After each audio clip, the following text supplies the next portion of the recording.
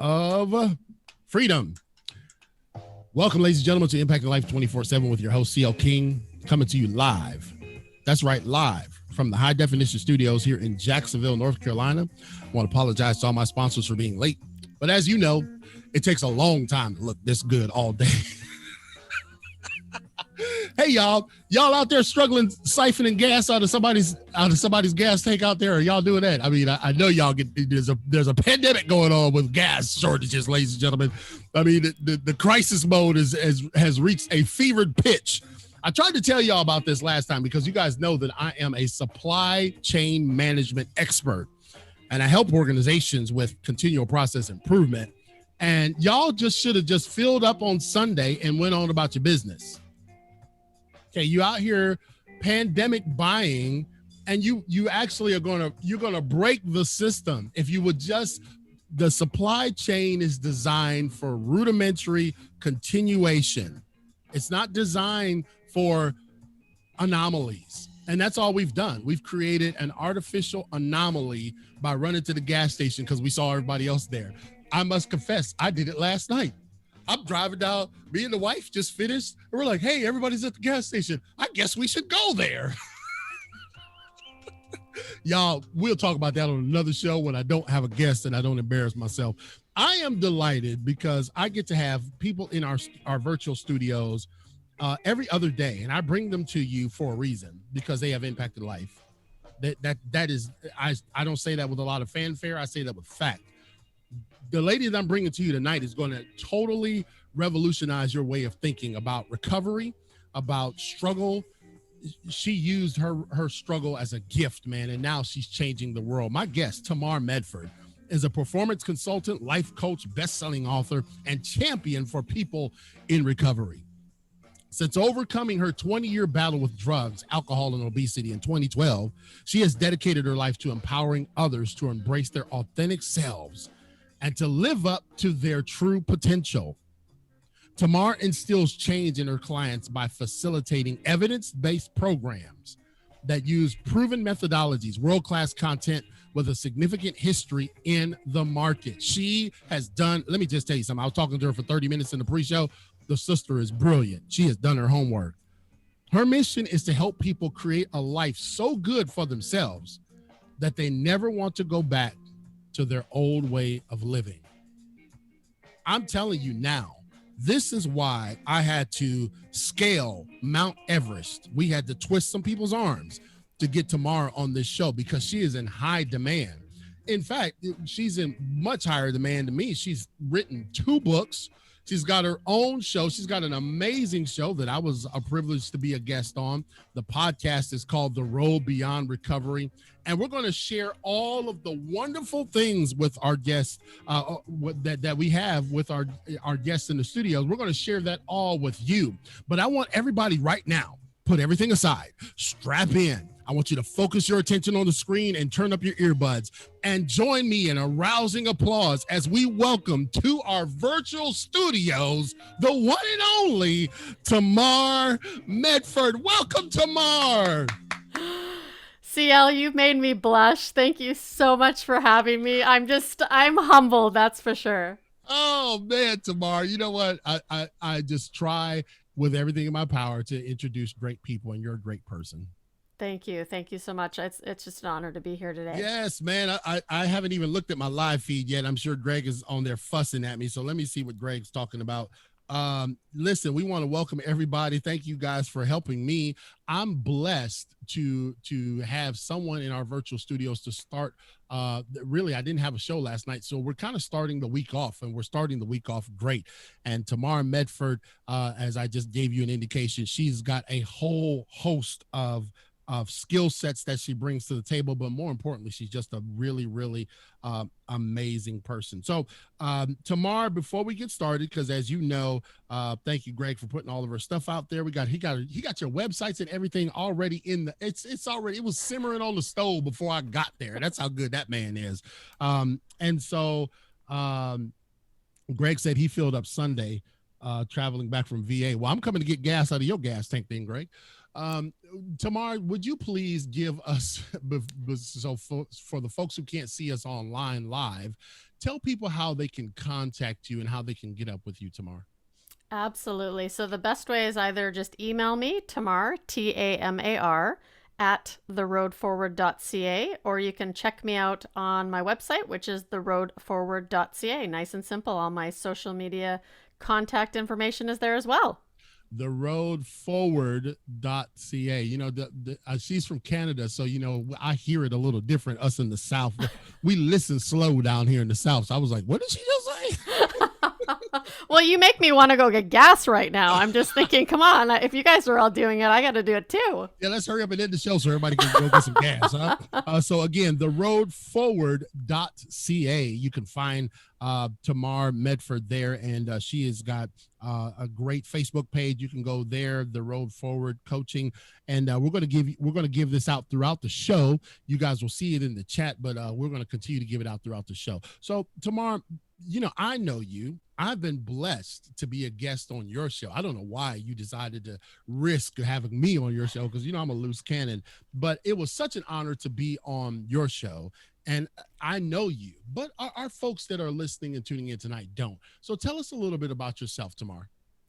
Well, I don't think I can match your introduction, but I'm a performance consultant, a life coach, an author, a best-selling author 2 times, and host of the Road Beyond Recovery podcast. And I am incredibly passionate about helping not just people in recovery, but also entrepreneurs in recovery, or even potential entrepreneurs, really live their best authentic life. Because I can tell you, never in a million years did I think that I would be writing a book, let alone writing two, let alone, leaving my job to do what I love. And I want to teach people how to take that energy that they put into all this adversity they overcome and into something good in the world and make a difference. And that's what I'm passionate about. Man, can you hear it, ladies and gentlemen? You can almost hear it in her voice, man. It's just like echoing out of the corridors up there in Canada that she, and we're gonna go down this road, and we always like to unpack the lives of our guests.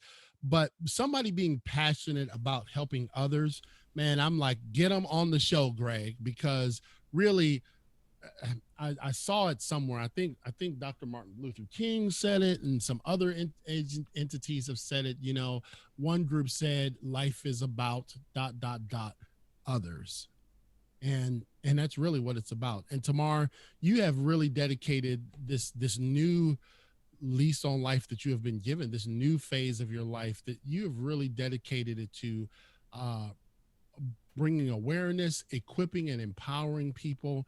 And so we're very, very thankful for you, and we're honored that you are on our show. And if you would like to get up with Tamar, ladies and gentlemen, all you got to do is go to theroadforward.ca. I would like you to connect with her. You can get her books.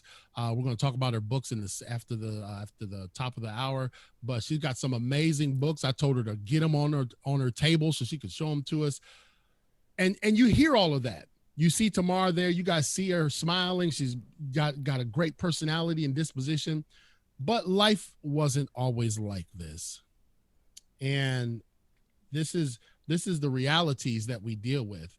Tamar, you started your life out around 12 years old that we saw, and you experienced this phenomena. Tell us about that 12-year-old experience.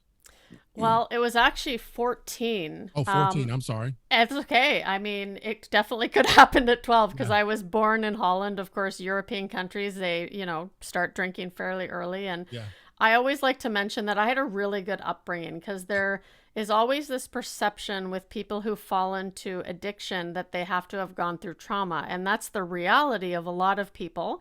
But it wasn't mine. I had 2 parents that loved me, a younger brother, and I had a very good upbringing. But we moved around a lot, especially towards my early teens, kind of, and I really never felt like I fit in. I was always that kind of, I felt like that awkward, just kid that wasn't smart enough, that, you know what I mean? That person who just didn't like social situations. I didn't think I was cool. And I so desperately needed that outside validation. And I remember at the age of 14, getting drunk for the first time.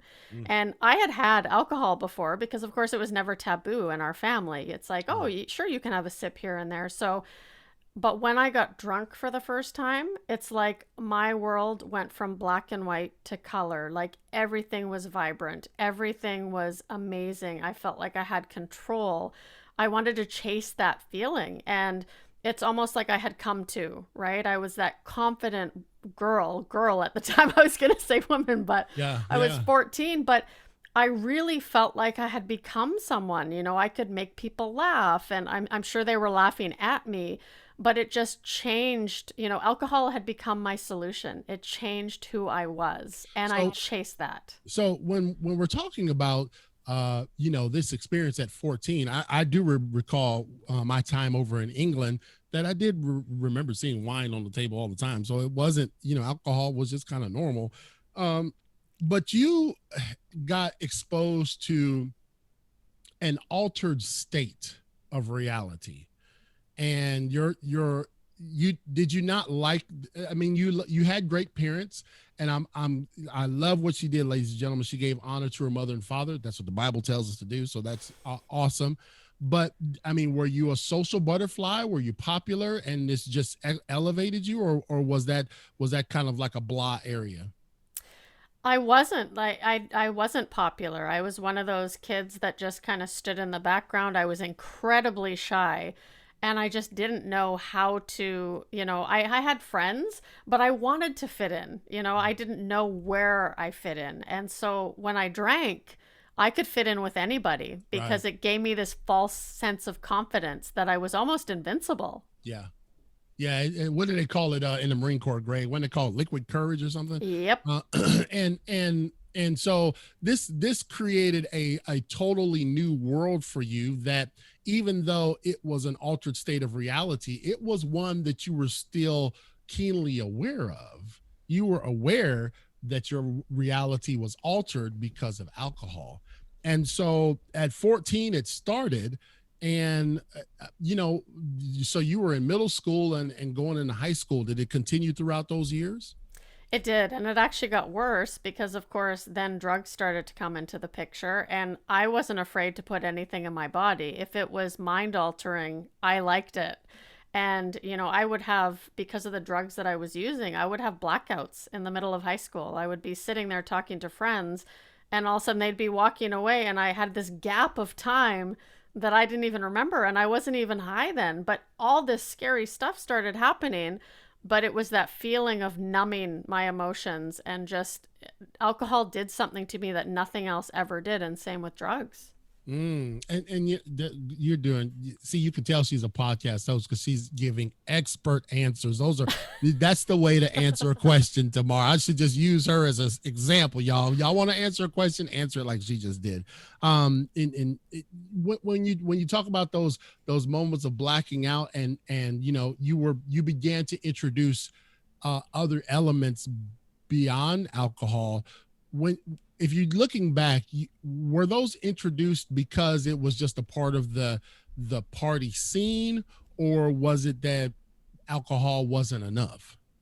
It was a bit of both. It started off with it being part of the party scene, and of course, because I still sought outside validation. I think that started with my father, really wanting him to say he was proud of me, and Mm, I kind of brought that into my friendships as well, which had that, aspect of codependency. But at first it was just, oh, okay, I'm going to try this, I'm going to try that, but it also elevated everything. And after I graduated high school, which was just barely, which is why I always looked at myself as not smart and I can't learn, right. right? I actually got into harder drugs. Like the first time I tried cocaine, I was about 24 or 25 years old, and I actually smoked crack for the first time because I was completely naive to it. And my friend's like, "Hey, do you want to try this?" And I'm like, "Sure." And that really is when things took a turn for the worse. I I'm thinking about, Greg, I'm thinking about mine, man. New Jack City, boy. He's just going down to that. And the truth of the matter is that they talk about gateways, and they talk about gateway drugs, and I think I could probably just say gateway habits. One habit can be a gateway to another habit. And it appears to me that you were in a position where you had let down a lot of your walls, huh? Mm-hmm. And I love what you say about gateway, because for me, it's any drug. I to this day can't mess around with sleep aids, anything like that. Even food can be a gateway for me Right. if I let it. But Right. yeah, it just I that was my way of life, right? That's how I felt protected, because nobody could really get to know me because I didn't want people to know me. Mm, wow. And so from 14 years old, you go from a experimental, if you will, time of an altered state to living a life like that. And so when, if you can recall, and you don't have to give me the exact detail, but was there a point when you realized, hey, I'm an addict, or did you just always think, man, this is kind of just a casual thing that I'm doing?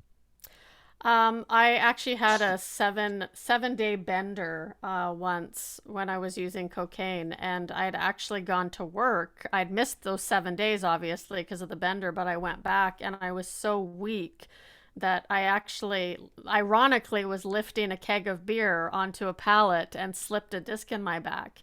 And so for the next 3 months, I was off work and I was using every single day. And right after that, I got into a 4 year relationship with an addict, and I used throughout that. But of course, I was the classy addict, right? As soon as I was with someone else who was using, I became that, okay, well, I'm going to save you now. And Mm. so I actually stepped back a little bit from the drugs because I thought I was better then, right? Because I had had that good upbringing. And it really wasn't until later on in life that I realized, okay, I have a problem. Like, I'm an alcoholic and a drug addict. Wow. And uh, I guess, was there a point, I'm just thinking in my mind that everyone has their moment, their aha moment, like some folks, they have to hit absolutely rock bottom. Was there ever a rock bottom for you? There, I had many. I would say after that relationship ended, I locked myself in a room and basically stayed home and drank and did lines of cocaine almost every single day. And I really wanted to end my life. And I actually ended up meeting up with my high school best friend one night, the first night that I went out and decided, okay, I got to get out of this slump. Because I suffered from depression as well, which alcohol didn't help that. But as I tried to do what society told me to do, I decided, well, I'm going to get married. I, of course, married an alcoholic. I'm going to buy the house. I'm going to get the car. And I really thought that I was getting better, but the depression wouldn't go away. And I remember in late 2011, I was so depressed. I was 215 pounds, Mm. severely depressed, very suicidal. Financially, we were bankrupt and very unhappily married. And I just sat on the floor with a bottle of pills. And I just thought, this is it. Like, I can't keep hurting the people I love. Like, I just can't do this. And for some reason, I was sitting there with my dog. I had a little pug. His name was Rudy. And he looked at me with this head tilt. And now I know it was complete divine intervention, but something in that moment when I just wanted to end it all said, come on, give it one more chance. Like, you're meant for more. And that was actually the moment I decided I needed to start turning my life around.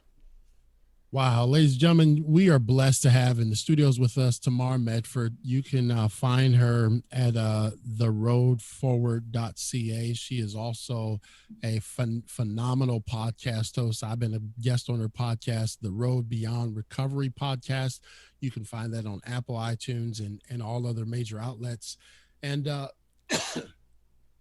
Tamar, you said something where that really speaks, and I want to be mindful of our audience and the folks listening that will hear this.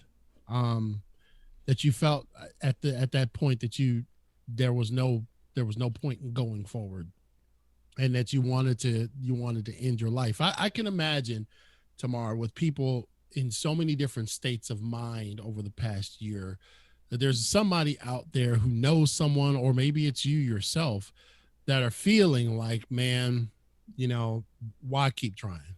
Why go forward? And it took a cute little animal, God's creation. The Bible, God spoke through bushes and God spoke through donkeys. So he can surely speak through a pug. He wanted to let you know that you were still valuable because you still had breath. And I know that at that moment, you obviously, it wasn't a 360-degree turn or 180 turn right then. We talk about the road to recovery. But you recognize that you needed to make some changes. So if you can recall, because this has been some time, what was kind of like the road uh forward for you like? So, of course, like most people do, on January 1st, I decided I'm making a New Year's resolution. I'm going to lose weight because I really thought that, because I was way overweight back then, I thought that if I could change the way I looked on the outside, it would naturally heal the pain I felt on the inside, right? I thought that outside perception, if people see me and I'm thinner and I'm beautiful, maybe I'll feel that love, right? I didn't realize at the time, well, I needed to learn to love myself. So I actually ended up hiring a personal trainer. And little did I know, we knew each other in high school. We were in gymnastics together and we were terrible at gymnastics. So I don't think I'll ever Don't be. worry, so am I. I can't even do a cartwheel today, but we right away bonded because of course we had known each other. And she asked me, she's like, Tamar, what's your goal? And I said, I want to fit in a bikini and go to Las Vegas and go party around the pool at a pool party down in Vegas, because that was the lifestyle I always imagined myself that I would live, right? Right. Grandiose plans. Anyway, I set off on this journey, and of course, just like with my addiction to drugs and alcohol, I went all in on fitness and nutrition. I ate chicken, broccoli, and rice every single day for a year. I worked out 6, 7 days a week, right? And this is where I talk about cross addictions, because even in my health journey, that happened. But the one part I wasn't looking at was the alcohol addiction. And so what I was doing, I wanted the gold star, right? I wanted to be recognized for my accomplishments and losing weight. And I would actually have 3 beers in a night, so Friday, Saturday, and Sunday, and I would come home and have half a bottle of NyQuil to basically pass out, because I thought, well, if I can't control how many beers I had, because once I start, I can't stop. And I remember just bragging on Monday. She'd be like, okay, how was your week? How was your food? I'm like, I only had 9 beers. And I can tell you something now, that when you do have a problem with something, you don't usually have to justify the quantity that you consume. Mm. And after one last bender with my now ex husband at the time, I thought I had full control over this. I thought I had it licked. And I brought one bottle of wine with me. And I had that, a case of wine after that, ran a $200 bar tab and a case of beer. And I barely remember the weekend. And it was after that where I reached out to my trainer, because she had actually mentioned at one point and said, hey, you know what? I'm in recovery. And if you ever want to come with me to a meeting, and I'm like, oh, no, I don't need that. Like, you might need that, but I don't need that. And it was really from that moment on that I started to look at my behaviors and I realized I needed help. Wow. Something, ladies and gentlemen, this, of course, is Impacting Life 24/7 with your host, CL King.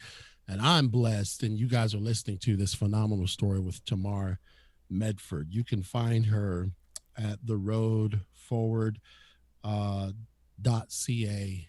And she's ladies and gentlemen, let me just tell you, Tamar, let me just tell them before we go to the commercial break.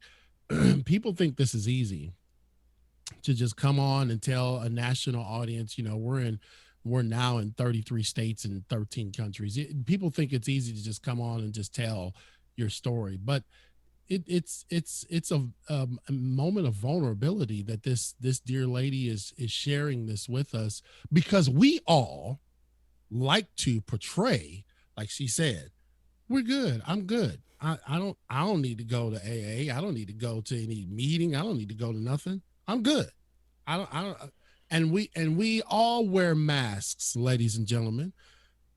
It might be a metaphor, but it's a reality too, that there are, and that's why I was so eager to have Tamar on the show, because Tamar was hurting down inside. I mean, when you can run up a $200 tab, a case of wine, and God, did you throw some NyQuil in there too? I'm telling you, that's somebody that's saying, listen, my body, I'm not in control of this body, this vessel. And even when even when she did the one thing to begin to lose weight, for her appearance, to make things better. Listen, man, it's still about what's in here. It's still about this real estate that's between our back and our chest. And Tamar, you being vulnerable at that moment, realized that you couldn't do it on your own, huh?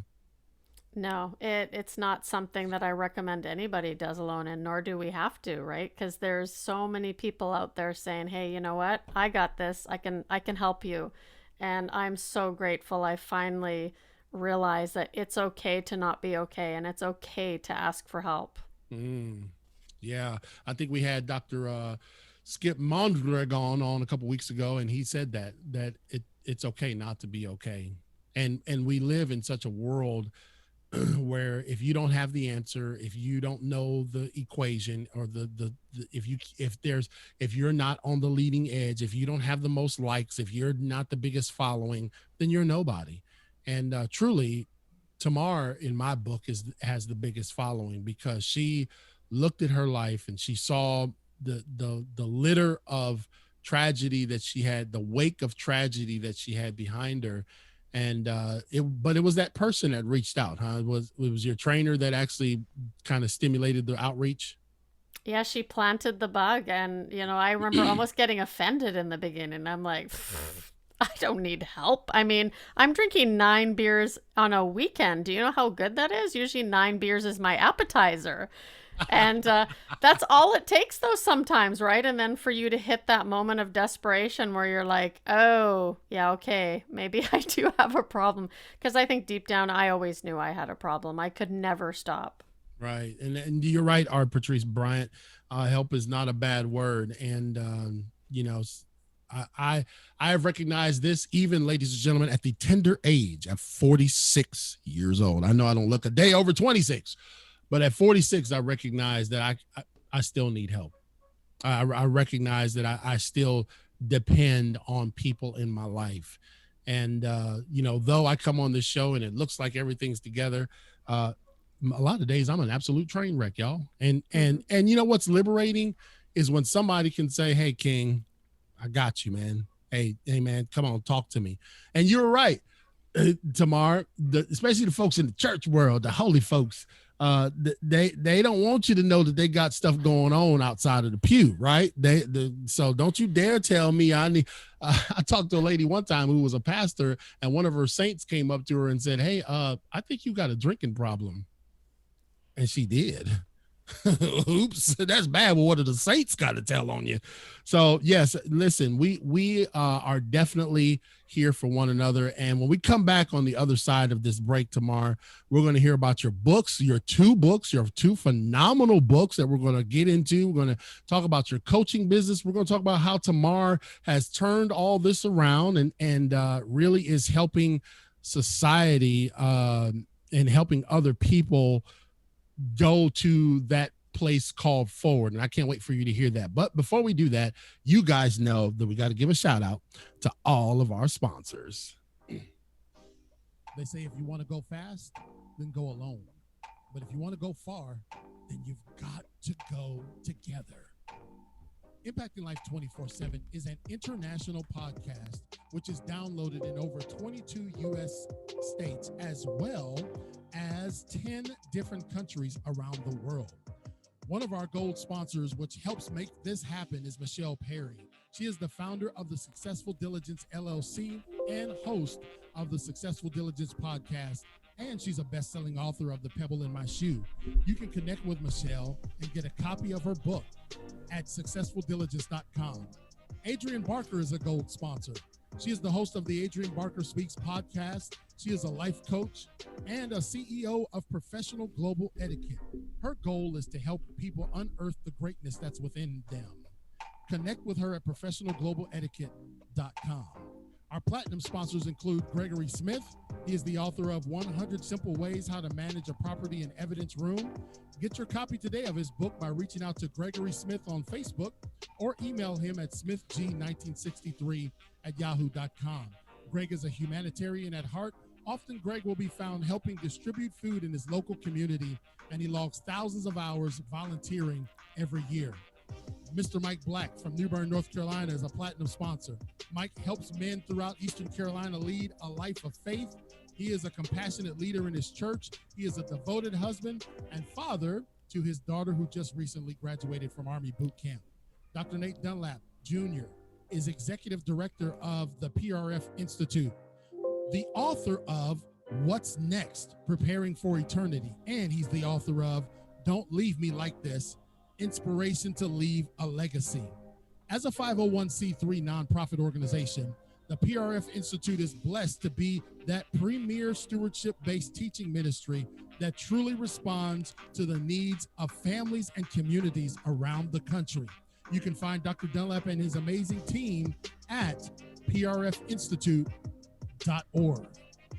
If you would like to become a sponsor of Impacting Life 24/7, which is heard in 22 states and 10 countries, go to clkingspeaker.com. Yes, go to clkingspeaker.com. And you know what? I was going to change the commercial this week. I was going to upgrade the commercial, guys, because we're in 33 states and 13 countries. That said 22 and 10. But, man, it took me like 70 tries to get that commercial done, y'all. If I do it off the cuff or if I do it live, I will do it without error. But the moment I got to read a script and try to be exact, because I had the final cut done, and then I let Dr. Dunlap hear it, and he said, you said .com instead of .org. And I had to do that whole thing over. So I probably will get back. We'll get back in the studios this weekend and upgrade that. And we probably just won't put a number on how many states our podcast is in anymore. Well, that way I don't have to mess with it no more. It could be for eternity. We're in everywhere. We're in the galaxies. Podcast.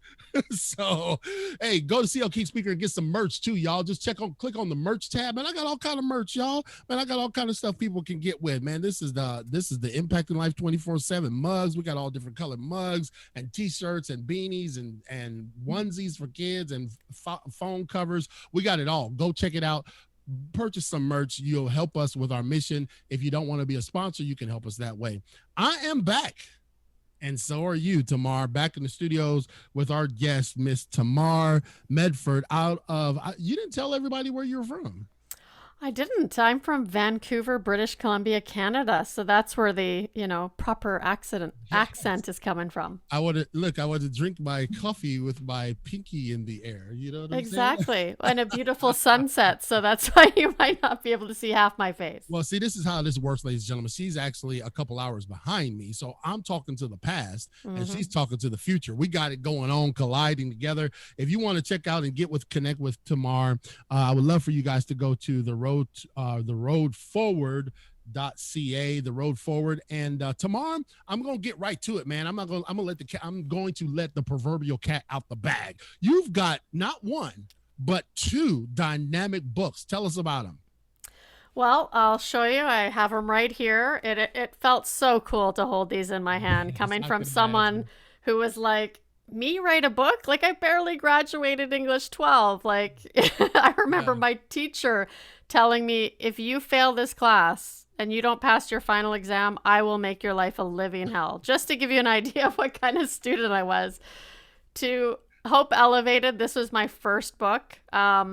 This is my heart here. This is, I had one of my mentors actually inspire me, and she told me, Tamar, you have a voice, you have a story, you need to spread that message. She said, people need to hear how you recovered. And so Hope Elevated is about my story. I start off, a liquid gold is probably one of my favorite chapters, because that's what I call when I drank the first time, right? And so, like we talked about before this, it was so therapeutic writing that book, because I had to literally relive everything that I had been through. And stuff had come up for me that I had long since buried away. So there was things I was contemplating. Should I put that in the book? What if my parents read it, which I told you they both had? They read it in 6 hours, and then I got phone calls the next day. But it was such a therapeutic process, because it felt good to get it out. It felt good to be that vulnerable.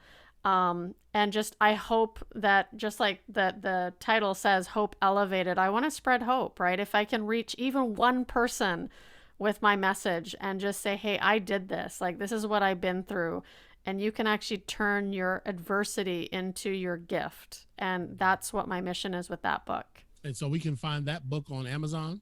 You bet. All right. So Hope Elevated. Greg, put that in the chat for us if you would, please. Hope Elevated. You can find that on Amazon.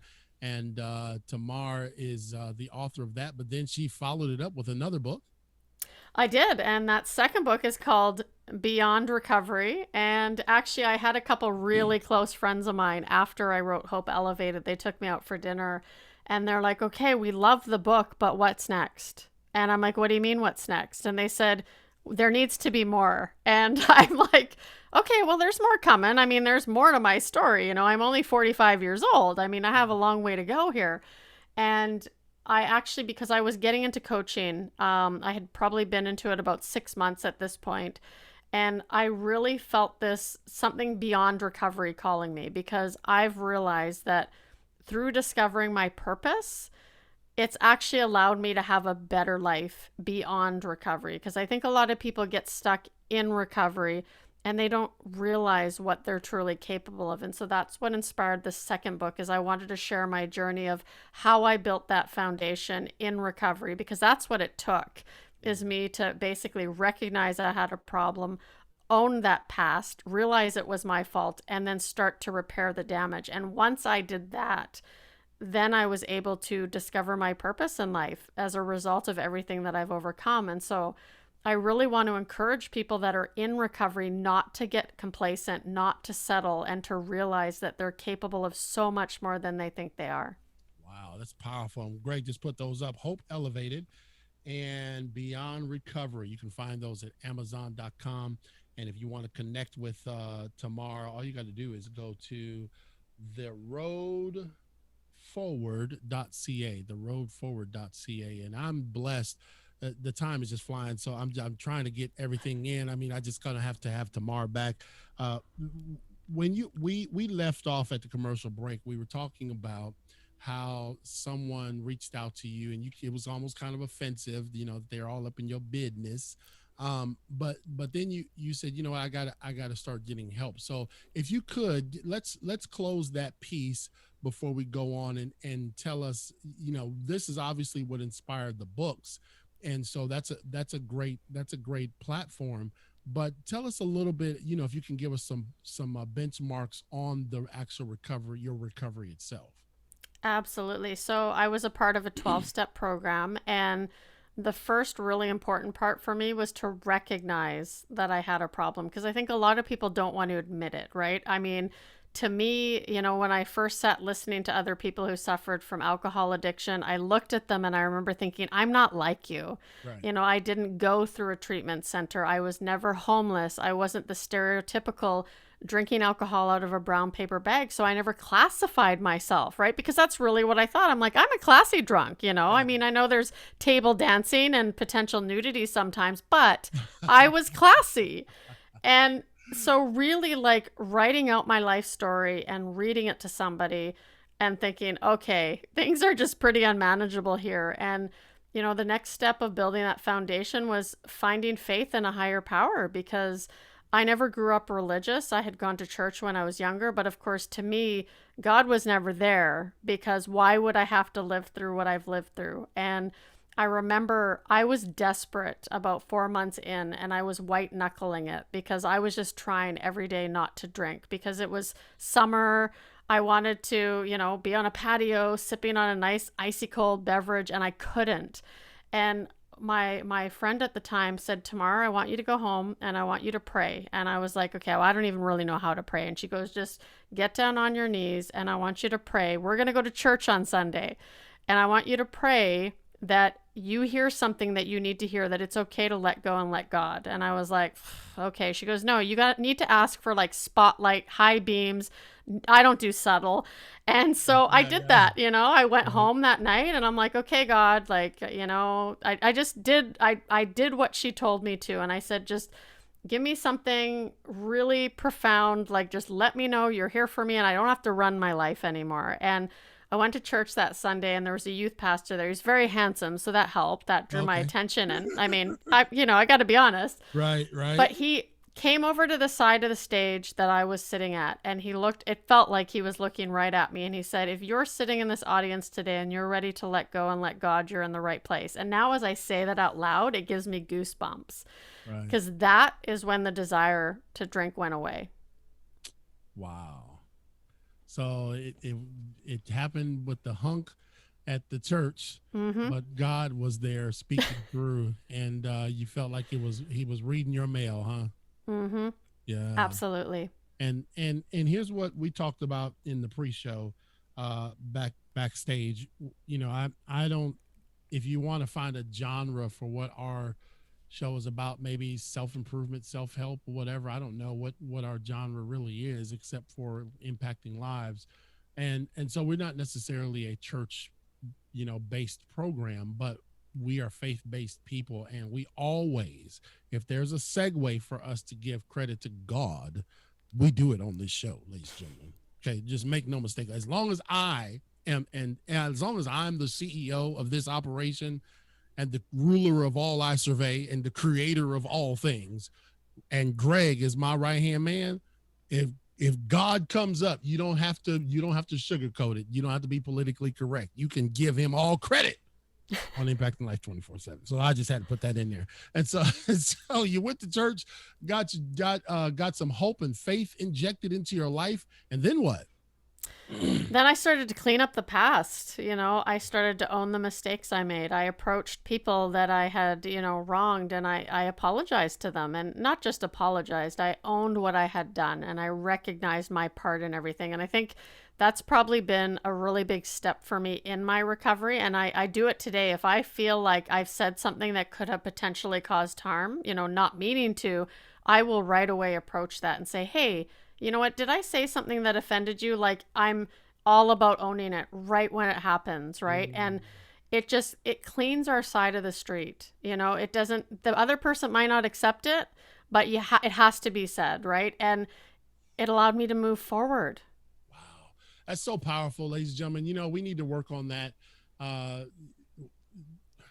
Disagreements will come, and differences of opinions will happen, but man, to be able to say, hey man, I'm sorry, I'm not always right. Imagine this, I'm not always right. I'm thinking about my friend Tim Bicycle. If he happens to watch this show, he'll appreciate. Tim is actually the graphics designer that put all of our stuff together, our new logo. He's got our merch on the store, and everything that he's done for us has been great. I was just on his show the other day. He's been on ours. But our relationship didn't start out like that. It actually started out in an online argument because I thought he was asking for some information about someone that he shouldn't have, and it had nothing to do with that. I misinterpreted. That's why you cannot interpret emails and messages, y'all. And I said, who do you think? And I went off on him. Then he's going off on me because he's from Michigan. I'm from Ohio, so you know how us folk act. And then I realized when I went back and researched what he was asking, I was totally wrong. I mean, like I had crow feathers coming out of my mouth.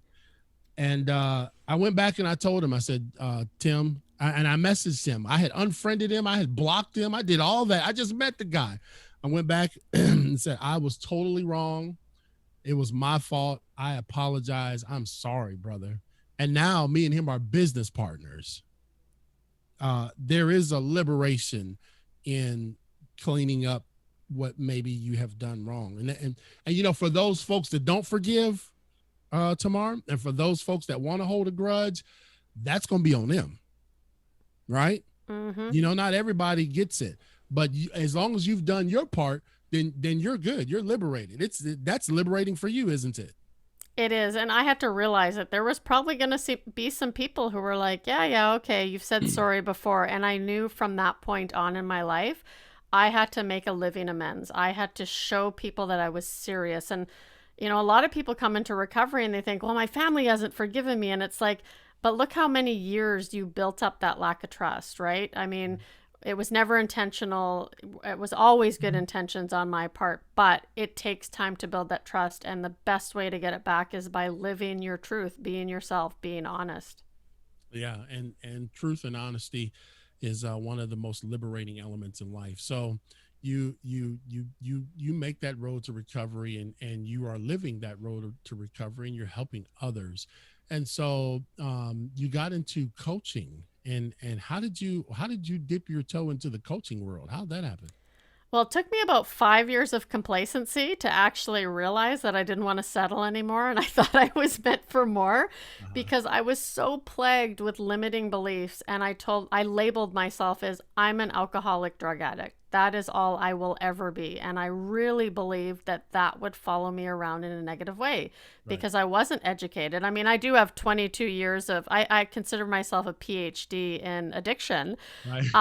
But Yeah. I really believe that who am I to make an impact or a difference? And it actually started with a podcast because I went to an event. I met, one of my favorite podcasters. I met some more podcasters down there, and they really encouraged me. Like, share your story. You're traveling for business. You want to get healthy. Like, niche down. And so that's how it actually started. Mhm. And because I had learned to become so vulnerable on my first show, which was The Road to Health, I shared like the ups and downs of trying new dieting strategies, not dieting strategies, but building my relationship to food because as I talked before, that was an addiction of mine as well. And so when COVID hit, I actually was homebound. I was traveling for a living before that. Mhm. And I thought, oh, okay, well, now I'm not traveling. I can't share my story of getting healthy on the road. And so that's when I decided to write Hope Elevated. And as I wrote it and as I started doing all these things, people started to recognize it. And I had a couple of friends say, hey, can you coach me? And I'm like, well, I'm not a coach. And they're like, well, it's okay. Like, how much do you want to charge? And I thought, this is surreal. So I thought, I'm going to get my life coaching. And Yeah.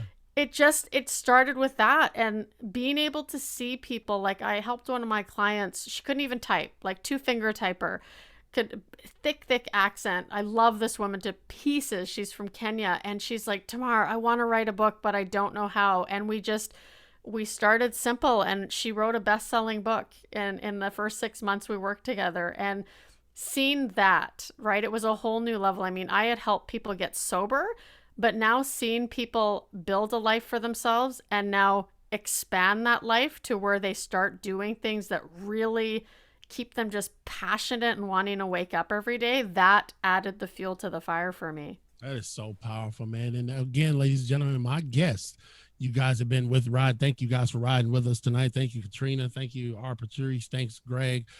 Thank you, others out there. But our guest, Tamar Medford, she is the author of Hope Elevated and Beyond Recovery. You can find her. Check out her website, ladies and gentlemen. It's the Road Forward .ca. And what you have done, Tamar, is remarkable. Why do I say that? Because people there's been a lot of people that have failed with a lesser challenge. There's a lot of people that have gone through what less than what you've gone through and have failed and have never recovered. It first took an awareness. It also took some help from outside. But then at the end of the day, it still was a matter of you taking ownership of your life. Now, she talked about dieting, ladies and gentlemen. She says that she was on yo-yo diets and yo-yo eating habits, and because there, people don't understand this, but you can have an addictive nature. Like, you can be addicted. We were talking about some of the things that you just go in. If you're going to do it, you go all in, right? Mm-hmm. Like, for example, Entrepreneurship. yeah. That is a major one. I mean, I started my coaching business last April, so April 2020, and it just everything went so fast, right? I got the bug for writing, and then of course I got the bug to write another book, and I was working, like I was getting up at 3:30 a.m., Mm. doing my coaching stuff, my side hustle till about 6:37, and then from 7:30 to 4 I was working a full-time job. And then in the evening I would do it all over again, and weekends, and I was obsessed because I'm like, what else can I do? What else can I do? And I talk about it in Beyond Recovery actually, that I've really learned to push the boundaries of burnout. And I never realized, like, I've done it with everything else, right? If I have some sugar, watch out. Like, I can't have one cookie. I got to have 12. And Hey, Tamar, did I tell you? I told you the story about the chips in the baseball game, right? yes, And you did. the Queso. queso, yeah, the Oh. queso dip. Yeah, my wife's still mad at me about that. I'm exactly like that, but it flows over into every aspect of my life because I was reading a book on addiction and the social science of addiction, and it actually said humans can be addicted to anything that gives them pleasure. And when I found my passion, I gave everything to that passion. And I mean, it is why I'm where I am today. Right. But now it's all about self care. Like, I can't give, like, I give 1,000%, I would say. But if I give 1,001, I have to be really careful because it's a fine line. I could lose it all. So I got to pull back and I got to realize self care is part of being an entrepreneur and being a good entrepreneur as well. Yeah, she made a great point. We were talking about this in the pre-show, y'all, that she's a podcast host, she's an author, she's a coach, and a lot of that requires it. I call what we do in this industry like we're the people on the floor blowing the balloon that's already blowed up, but we got to use our air to keep it aloft. And if we're not doing that, then the balloon's gonna come down because we're the only ones blowing it up. But the truth of the matter is that she said something that has been kind of an overarching theme for us throughout 2021, and that is self-care.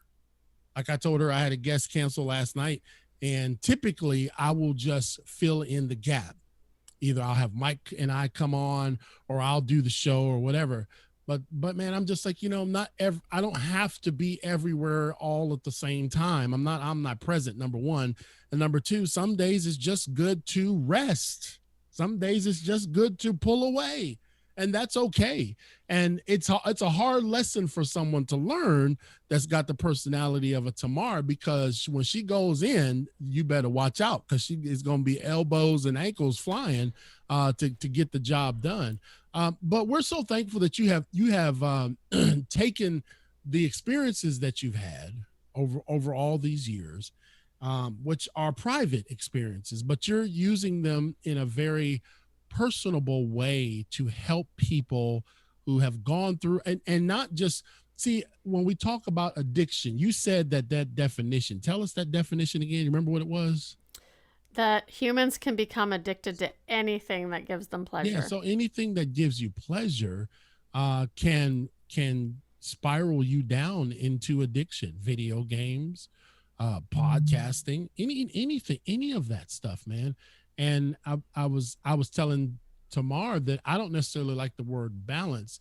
I like the word perspective, like understanding. Okay, I don't need to, you know what I mean? Me and my wife just grab our bags and go away for the weekend because we've been given too much. We need to, and having that perspective, having that visual or that spiritual awareness that, hey, I need to pull away. So what's next for Miss Tamar? You got so much on your plate. You're just hustling. What's next for you? So much. I'm actually currently in the process of creating a summit called Rise in Recovery, and I really want to showcase entrepreneurs in recovery who have turned their adversity into their purpose, because that's what gets my blood pumping, right? When I can share people's story, and that's the whole thing with the podcast as well. I can bring these people on who have made something of themselves, and Right. I think that's, I loved having you on the show as well, is because you're one of those people who has been through adversity, come out the other side and said, no, I'm not going to let this get me down. I'm not going to do what everybody thinks that I'm going to do. I'm going to do more. I'm going to make a difference in this world. And so that is really my focus moving forward. And you never know, there might be another book. I mean, I'm co-authoring a book currently right now, and You so thought, much but cool but things. but hold on now. Okay, you got to understand. King is still struggling to get his. I mean, I haven't even gotten off the runway yet, and you're already working on book number 3. Just slow down. I mean, everybody on my team's got book. Katrina's got a book because she decided to love. Greg's got a book, 101 ways to run an evidence room. Danny just got his master's. I mean, Mike's working on a book, and here's CL King still fumbling around trying to figure out what page I'm gonna be on. So just slow down, please. But no, we're that ambition, that drive, that passion. You gave all. Look at this, Tamar. You gave all to a bottle. You gave all to drugs. and now you're giving all to improving yourself and those around you. That speaks a lot. And if you want to come back on for like a short live and tell us about the conference again, we can do that too. We can promote the conference. You want to send me a flyer? I'll put it on our leadership page. We got a leadership institute that we run. So I really, that's, we are all about promoting, man. And so thank you for what you, this whole story is like, man, an absolute, we're looking at a real life. I was going to wear my Superman shirt tonight, but I thought that would have been out of character. You should have been wearing it. We're looking at a real life superhero, Tamar Medford. You can find her at theroadforward.ca. She's the author of 2 amazing books. Hold those books up tomorrow so we can see them. She's the author of 2 amazing books, Beyond Recovery and Hope Elevated. And you can find both of those at Amazon.com. We've got the links in the show notes right there. And what we typically do at this, because guess what? The music's going to start playing. And that means our sponsors will be happy that we actually ended the show on time, since we didn't start on time. God only knows. We're going to ask you tomorrow to do something that we like for all of our guests to do. And I'm going to turn the show over to you for about a minute. And I'd love for you to give some words of encouragement to our people and our audience out there. So Tamar Medford, please give us a word of encouragement. The floor is yours. If you are struggling and you need help with any sort of addiction, mental health issues, it's okay to ask for help. It's okay to not be okay. And, once you finally realize, that you can overcome that adversity and you can create a life worth living and discover your purpose and, live that purpose driven life, follow your passions, do what gets you excited every morning, do what makes you want to hop out of bed and conquer the world and make a difference, because you are capable of so much more than you think. You just have to believe it. Oh, that's so powerful. So much is in the beginning is the belief, man. You know what I mean? I believe that I'm $1 million speaker and I'm just waiting on the checks to start rolling in, but I believe it. You know what I mean, sister? And your road, your path that you went through, it wasn't an easy road, but you talked to people saying, hey man, the road to recovery, this is a life I'm living intentionally. I know my limitations. We're not perfect because we recover.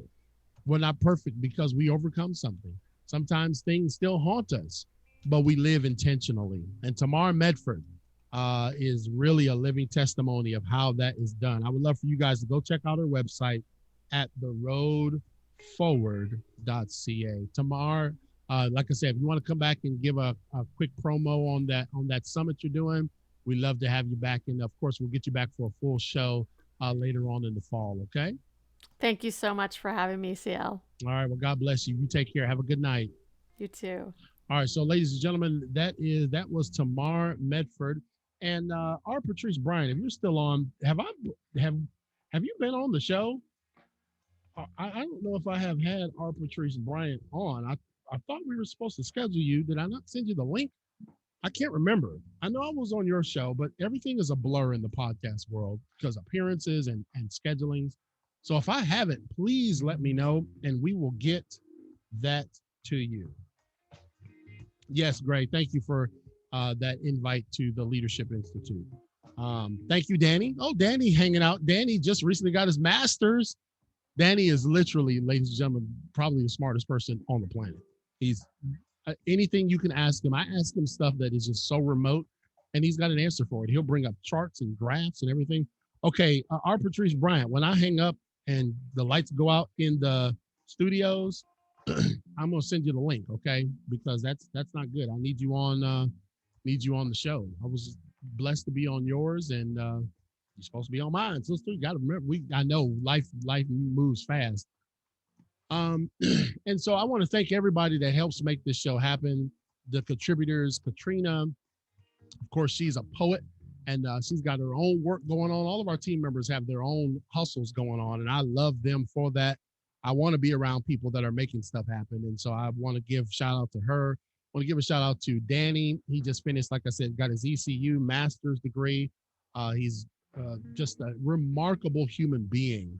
We disagree on a lot, But that's why I have them on my team, because I need somebody that doesn't say they agree with everything I say, except for when it comes to this. You got to agree. No, man, but he makes me think. And man, don't have everybody that just has pom poms and just like, yeah, you're the best. Bring some people on your team that make you think and make you consider before you make a decision. Huh? Oh. Um, and then of course Mike Black, he's our show co-host, and he's a very busy man, and I'm thankful for people that have taken time out of their schedule, because this requires scheduling, y'all. And I'm thankful for that. We're also thankful for all of our listeners from coast to coast and around the globe. I can't believe when we looked at the analytics the other day, 33 states. We just welcomed in Greece, and I forget the other country, but 13 countries now download Impacting Life 24/7. And those are the real numbers. That, I don't mind Facebook, you know, you only had 45, 50 views. I don't care about that. We just do this because we want a live environment. But the true numbers is what people are doing when they intentionally download your podcast. And that's where you can tell people they have to go do that. See, Facebook can give you a view by somebody just scrolling through and they saying, "Oh, what King doing?" There you go, running his mouth again.